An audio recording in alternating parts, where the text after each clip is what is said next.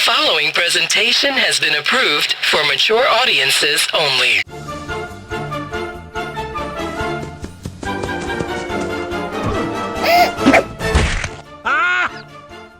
Hello everybody, this is a first for me. I've never done these types of videos. Mostly because I never had the time to, or they were made by people who are a lot smarter than me. But no, since I've seen no one else doing a video on this series of games, I'm gonna get the drop on it before any big name YouTubers find it.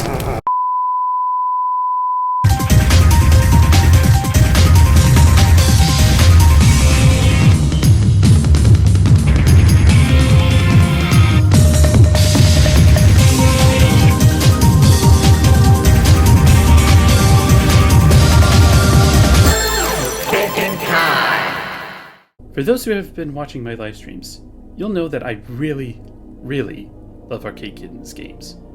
The stories are just so good, and the characters are awesome and relatable. Observe.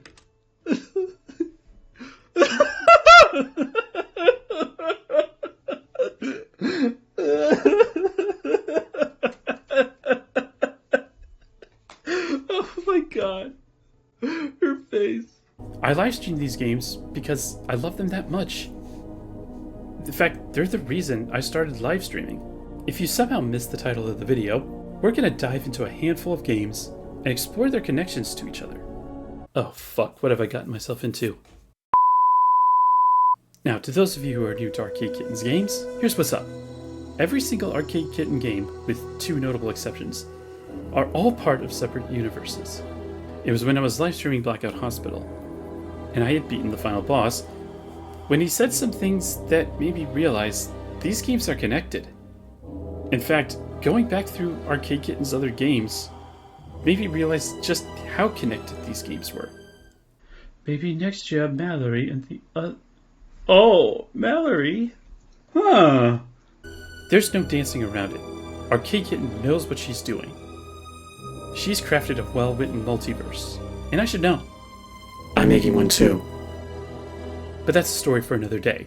Let's get to it. This is the timeline of the Noise Rev multiverse, and the story of a man named Reginald Tetra.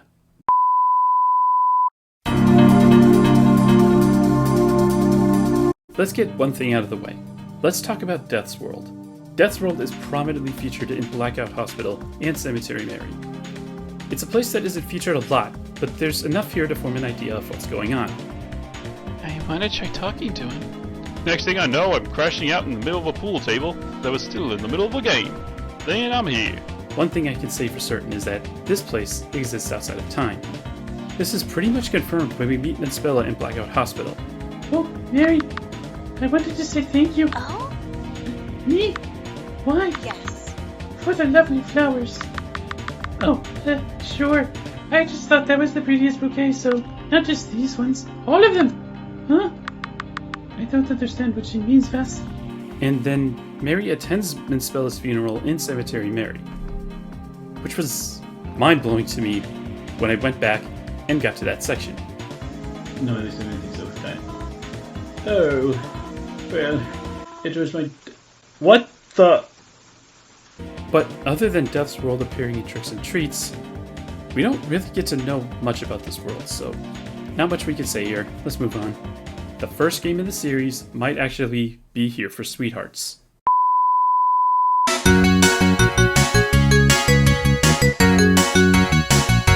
Here for Sweethearts is about a student named Nova, yes, that's the canon name, attending Aether West Academy. Along the way, you make relationships and build friendships with other students. From Twyla, it isn't funny, you're just annoying, to Jackster. Excuse me? What in the hell are you doing? You kidnapper! Kidnapper! To yes, even Reginald Tetra. Reginald will break curfew and hit someone in his face for his girlfriend, but he hasn't even kissed her yet. Pardon? How do you know that? But oops, guess what? Nova is actually the bad guy. You have to think about how you're going to break everyone's hearts. Oh no!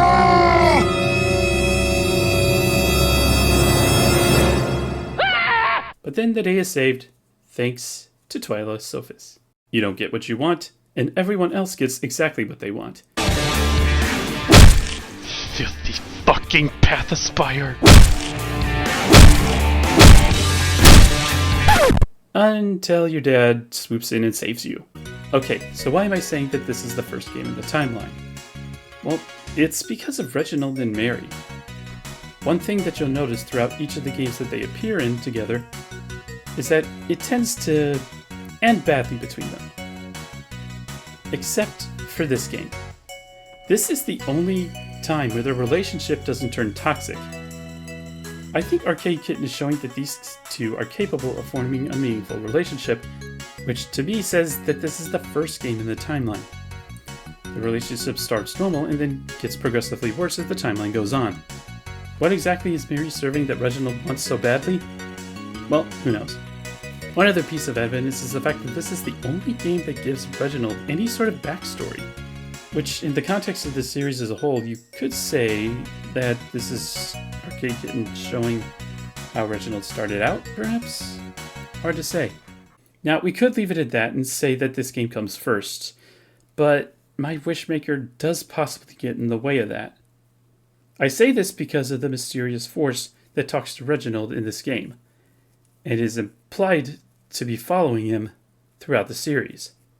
This isn't part of our deal, but it is part of mine. The ending dialogue implies that something is resurrecting Reggie and keeps him aware, but what that is we don't know at this time. What are you doing? We both know you aren't done yet. Get up. So, which game came first? Well, that's hard to say. There's not enough evidence to make a clear connection. So, it's your own personal interpretation until Wishmaker gets full release. However, there's also no evidence to say that these two games also don't take place in the same universe. Mary, Reggie, Crovin, Twyla, and Basilis do seem to be on equal terms with each other in both games. Or in the case of My Wishmaker, it's until Reggie ruined it. So, yeah, until the full release of Wishmaker comes out, you can say that either the games are separate universes and one takes place before the other, or the games are in the same universe with Here for Sweethearts taking place before Wishmaker. Moving on. So the third universe in the series might actually be Tricks and Treats.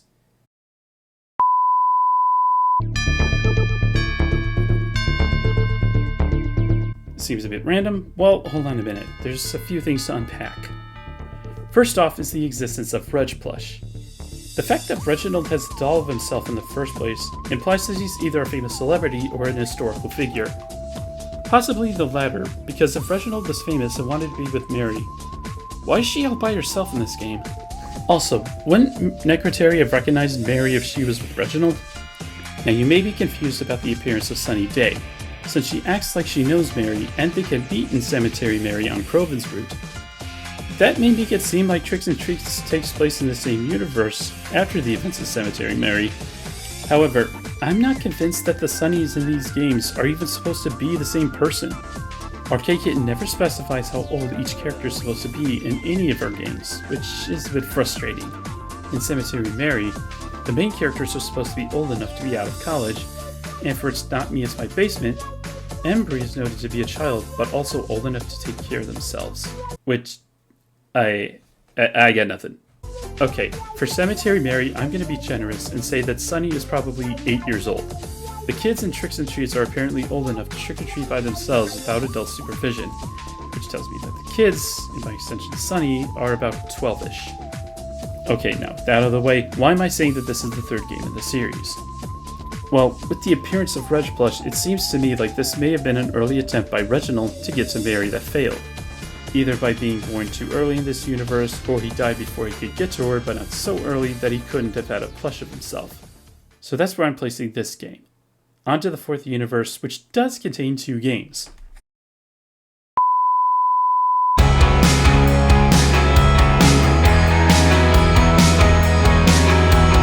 This is the only time we have a direct confirmation that 2 games take place in the same universe. Holiday Shopping is the prequel story to Cemetery Mary, where you play as Avidius, who goes, well, holiday shopping with Crovin. He has an encounter with Twyla that almost ends badly, and he lives to fight another day. Cemetery Mary is about, well, Mary Anta. Her town is having problem with the Blackwoods Butcher, and also her parents are kidnapped. Also, Mary's getting mysterious texts from an unknown number, and she doesn't know who to trust. She can choose to spend time with her cousin, meet up with a man named Reginald Tetra, or assist a woman named Twyla. As it turns out, Twyla is actually the bad guy. Once Mary finds her parents, defeats Twyla, and Reginald is gone from her life, she lives happily ever after. Oh yeah, by the way, Reginald is the Blackwoods Butcher, which doesn't actually go anywhere. In the true ending, at least. Now here comes the tricky part of figuring out the canon for this game. Which route is the canon route? Well, I'm just gonna say it. It's Twyla's route. Let me explain. While Croven's route does seem like the most logical candidate, it's the tonal shift that feels off, shall we say. Going from a slice-of-life freeform drama to a crime thriller for the true ending doesn't bode well for the plot.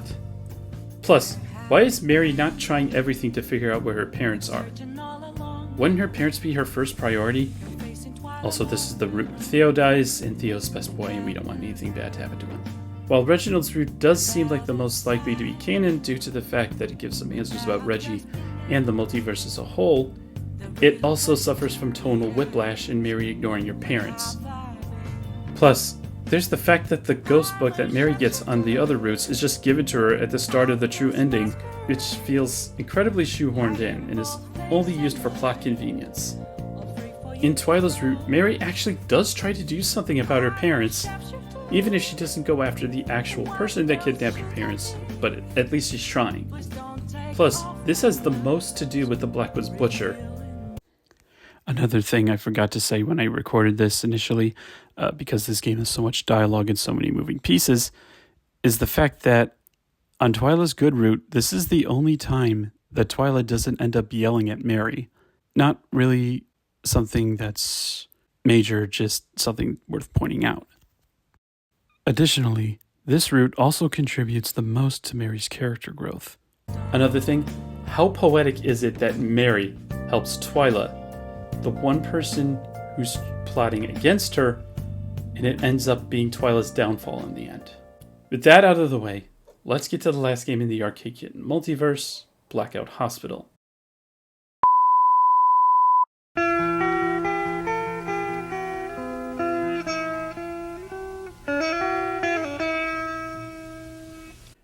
So Blackout Hospital is about Vasilis Dearlington, a janitor whose day ends up going from bad to worse when something goes wrong at the hospital. The hospital ends up losing power, everyone goes missing, and now there are creatures infesting the hospital. Vasilis ends up meeting Mary Anta, a mysterious patient, Reginald Tetra, the doctor, and Dr. Rune Oakvale, another doctor. Yeah. After fighting through the hospital, Vasilis, Mary, and Reginald go outside and find out that they're in Death's world. Reginald tries to convince you that the Mary that we've been teaming up with has been an imposter this entire time. Reginald ends up trying to kill Vasilis, but that doesn't work. Dr. Rune Oakvale discovered what Reginald was doing the entire time, and he tries to trap him in his mind dungeon, but Reginald takes his own life before he can do that. You are such a bad doctor! I was using the spell card to freeze time for everyone, except me and Mary. Oh? Yes. I've been curious about Mary's condition, especially when it suddenly took a turn for the worse. Rune breaks the spell card, everything goes back to normal, and Mary gets fixed up. All's well that ends well. Right? All's well that ends well, right? Okay, so why am I saying that this is the last game in the timeline? Pay attention to Reginald's dialogue after you beat him. Not this time. It is not going to happen this time. I'll die before I let you take away from me again. I never meant for it to go this far. Please don't leave me again. But if it ends here, it really would have all been for nothing. And I can't have that. because it wasn't for nothing. The way Reggie is speaking here makes it sound like the final pleas of a man who doesn't want to lose everything he's built. With the ending dialogue in Blackout Hospital and Reggie's route in Cemetery Mary, it's implied that Reggie is aware of all of his past lives and has lost his mind, so to speak. Oh! I didn't think you should ask about any of that silly stuff. After all, if you do, you may wind up in a position similar to mine. This may or may not be the last point in the timeline where Reginald exists. For now, this is the last released game in the series. But, hold on, we've got one more thing to talk about. Okay, so that's 6 of the 12 games that can fit on the timeline. And we can't really insert any more games on here. I don't have a frame of reference for when Semi-Aquatic Circus takes place, nor do I know when My Neighbor Enid takes place. A game that mentions Reggie by name. We can't insert anything on the timeline without evidence, otherwise it's just fanfiction. Okay, I do have one more idea, but it's incredibly iffy. During the secret route for Blackout Hospital, we see on Rune's desk that there's a picture of Ingram. But wait, Ingram wasn't Rune's biological kid. It was always Rio. Ingram, in Crowscare at least, is the child of Venna and someone. Keep in mind, during the ending, Rune is shown that he has awareness of Death's world and Reggie's situation. So maybe Rune is in a similar situation. When I was in Arcade Kitten's Twitch developer playthrough for Blackout Hospital, I asked if Rune had the same ability he has here in Crowscare, and she said yes, but she also referred to it as a condition. Interesting. So if Rune has the same condition in both games, it could be that he also remembers his past lives. Okay, now hear me out. Since Ingram isn't mentioned at all in Tricks and Treats, but does cameo in Blackout Hospital, it's possible that Rune started to adopt Ingram after the events of Crowscare, which would put Crowscare somewhere between Tricks and Treats and Blackout Hospital. I don't feel confident about that, and it's only a shot in the dark, so let's just move on. Okay, so here's my proposed timeline as it stands. Of course, new games and lore will come out down the line that add to or disprove the timeline, but for now, I'll leave it at that. If, however, you have any evidence to disprove my claims or add to them, feel free to do so in the comments below. And then if enough people comment enough evidence to make me rethink my timeline, I will do a follow-up video. Of course, Arcade Kitten could just immediately shoot down my theory, and if that does happen, well, I tried. Alright guys, remember to like and subscribe, because I've got another Arcade Kitten video on the way. Let's just say that Twyla might not be as big of a villain as we've been led to believe. Thanks for watching.